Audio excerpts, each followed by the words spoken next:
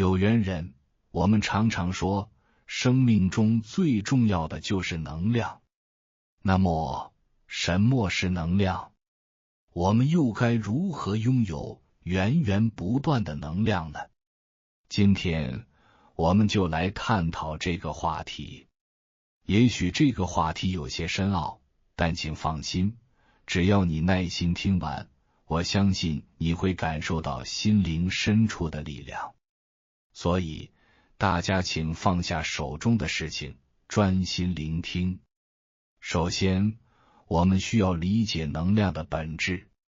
现代的量子力学告诉我们，世界上的万物其实都由能量构成。你眼前的一切，甚至我们自己，都是由无数微小的粒子组成的，而这些粒子以不同的频率高速振动，形成了能量场。换句话说，我们所看到的物质，实际上都是不同频率的能量。你可能会发现，身边总有一些人，他们充满活力，激情四溢。他们的每一个动作，每一句话，都充满着感染力和号召力。和这样的人在一起，你会不自觉地感到快乐，充满正能量。相反，也有一些人情绪低落，悲观消极。他们身上仿佛有一种负能量，和他们在一起，大家都会不由自主地感到沉重、压抑。有些人身上散发的是喜悦与爱的能量，就像一朵盛开的花朵，温暖而美好。这样的能量会让接触到他的人都感受到一种愉悦和舒适。而有些人则充满冷酷、怀疑和自私的能量，这种负能量往往会让人远离他，甚至觉得不安。那么，我们的能量场可以分为两种，正能量和负能量。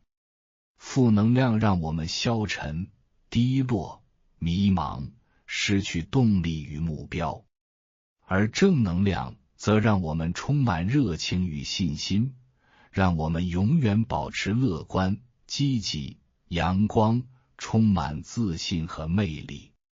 如果我们能有意识地让自己保持在正能量的场域中，那成功与幸福就不再遥不可及。那么，为什么不同的能量会带来完全不同的生活结果呢？这是因为能量有两个特性：吸引性和传染性。所谓吸引性，就是相同频率的能量会互相吸引，产生共振。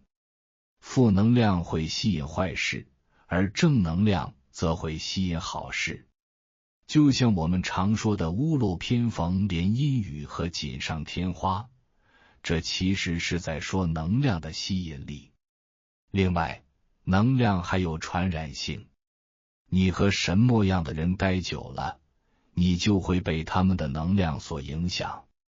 俗话说，近朱者赤，近墨者黑，这正是能量的传染效应。那么，问题来了，我们如何才能让自己持续保持强大的正能量呢？这需要方法、智慧，更需要不断的练习。接下来，我将为大家揭示聚集能量的5个法则，帮助大家获得更多的正能量。第一个法则，锁定好你的焦点。我们每个人的生活所拥有的正能量和负能量的比例，实际上是由我们看待事物的角度和心态来决定的，也就是我们关注的焦点。如果我们能够掌控好自己所关注的焦点，那我们就掌握了生命的主动权。能量法则最核心的原理是，我们关注什么，我们就成为什么，什么就会越多。比如说，如果我们向自己、向他人，甚至向这个世界发射负面的能量，那这种负能量最终会回到我们自己身上，让我们的生活变得越来越低迷、沮丧。如果我们能真诚地发射爱、感恩与欣赏的能量，那么这些能量首先会滋养我们自己，最终我们的生活会越来越好，幸福、成功和喜悦将始终伴随我们。第二个法则，对于负能量，不要去抵制，只需转化。在能量的法则中，有一个非常重要的原则：我们抵触的东西，我们害怕的东西，我们试图消除的东西，往往会持续存在。为什么？因为无论我们抵制什么、害怕什么、恐惧什么，我们其实是在给它关注，而关注本身就等于赋予它能量。所以，抵制这些负能量并不会让它们消失，反而可能让它们变得更强大。那么，最好的方法是什么？就是将这些负能量转化为正能量，用宽容、理解和正向的思维去应对。第三个法则，管理好你的语言、视听和生活环境。语言是一种非常强大的能量。当我们在祝福别人时，实际上自己也在被祝福；当我们在咒骂别人时，自己也在被咒骂。换句话说，当我们攻击别人时，其实是在攻击自己。我们攻击别人10000次，等于是在自我攻击10000次。因为我们每个人都是最忠于自己感受的人，我们的言语、我们听到的声音，甚至我们所处的环境，都会影响我们的能量场。所以，管理好你的语言，选择正面的言辞，远离负面的言论，选择健康积极的视听内容和生活环境。这些都是对自己能量的保护和滋养。第四个法则，分享能带来更多美好的能量。在我们的一生中，我们奉献和给予的越多，我们帮助的人越多，我们的生命就越有价值，正能量也会越强。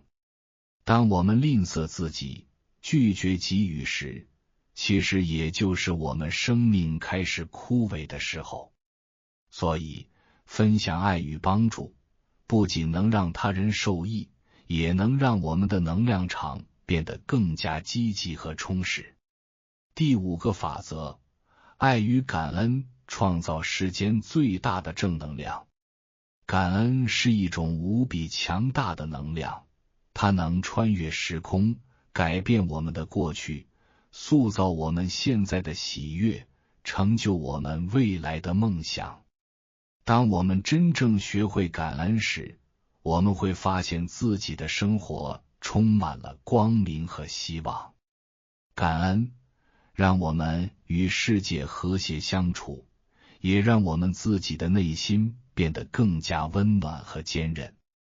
遵循了以上5个法则，你会发现自己处在一个积极、充满喜悦的能量场中，吸引着越来越多的正能量。但这还不够，因为我们每个人都不是孤立存在的。我们与身边的人，尤其是我们亲密的家人、朋友和同事，都会相互影响和作用。所以，要时刻保持良好的能量场，既要修炼自己，也要积极影响他人。接下来，我要继续为大家揭示2个关于能量场运转的重要规律。第一，心灵磁场会相互干扰。我们常常听到手机打多了，手机的辐射频率会对我们造成干扰。其实，心灵的磁场同样会影响到手机的频率，只不过我们平时没有意识到这一点。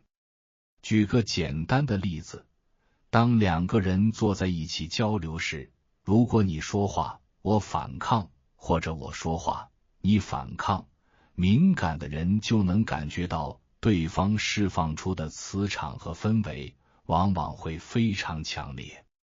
你有没有发现，为什么有些人的思维非常敏捷，但一到另一个人的面前，他的思路就会突然停顿或混乱呢？这其实是因为他的磁场被对方的磁场覆盖了。一个人的磁场如果比另一个人的强大，就能够穿透对方的磁场，干扰到对方的意识，让他的思维暂时停顿。这就是能量场的相互作用。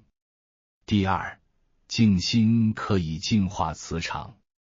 今天，假设你外出遇到了一些负面的能量，和一些带有不良氛围的人接触，回家后，你可能会感到疲惫，甚至觉得心情沉重。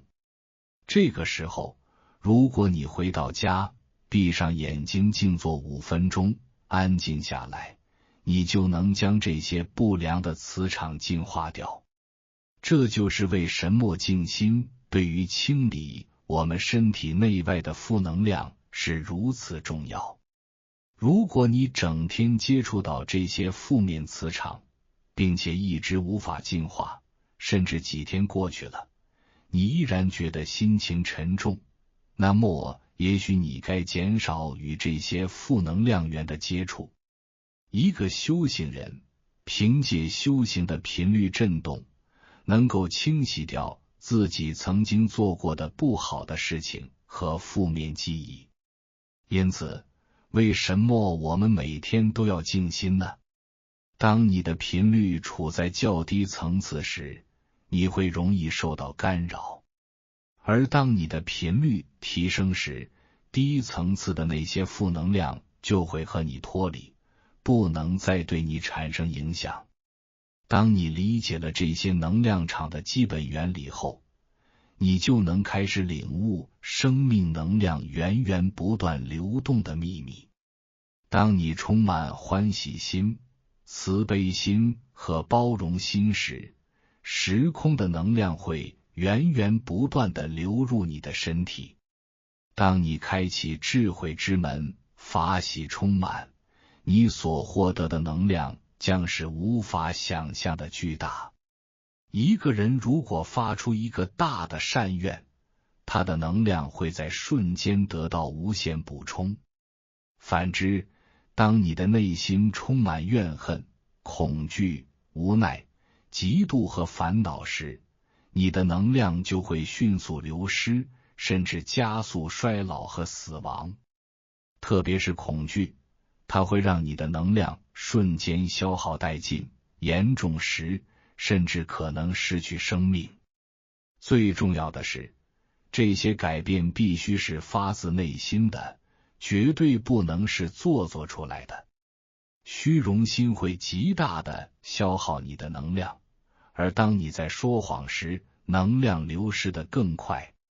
那么，我们修炼的目的是什么呢？就是修得让自己健康、长寿、快乐和幸福，让智慧不断增长，让内心充满安详与平静。知道了这个秘密，你就能明白如何保持身体健康，如何消除疾病，如何让自己的生活更加美好。首先，我们要建造一个充满祥和能量的环境。很久以前，有一些德高望重的老中医，他们心怀菩萨之心，待人如亲。当病人来到他们身边时，往往无需服药，病情就能自然好转。为什么呢？因为这位老中医身上充满了祥和的能量场，让病人感到心情舒畅。当人的心情变得愉悦，病痛自然而然就会减轻。然而，现如今，大多数医生并不再专注于减轻病人的痛苦，而是更多的考虑如何从病人身上赚取更多的费用，以便能拿到更多的回扣。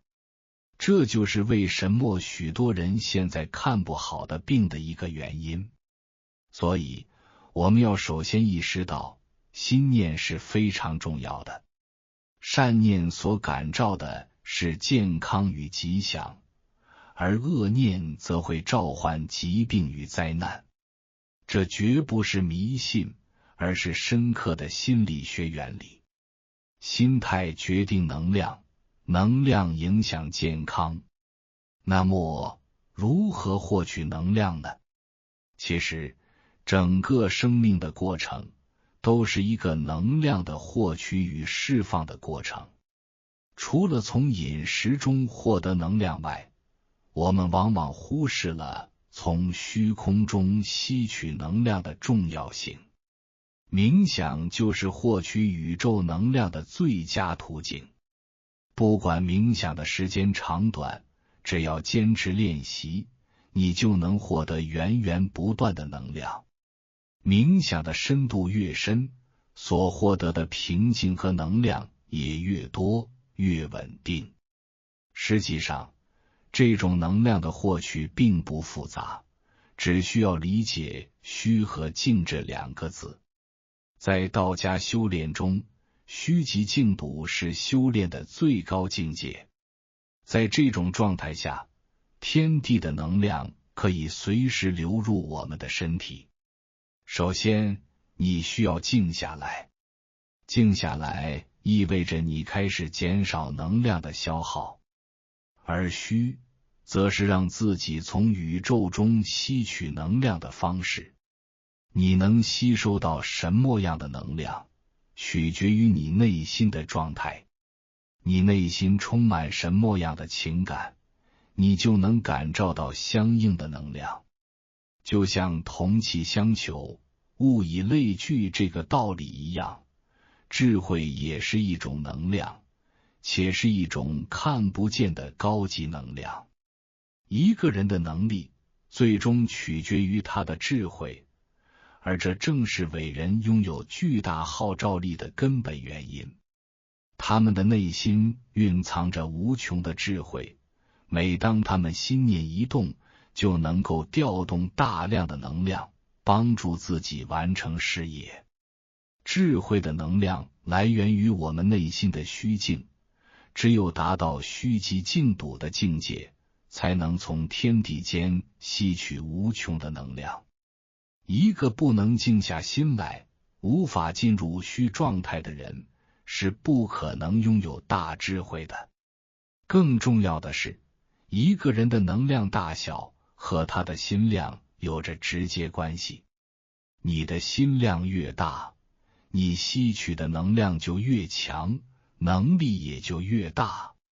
通过这些原理，我们可以理解一个人的成功离不开他内在的能量。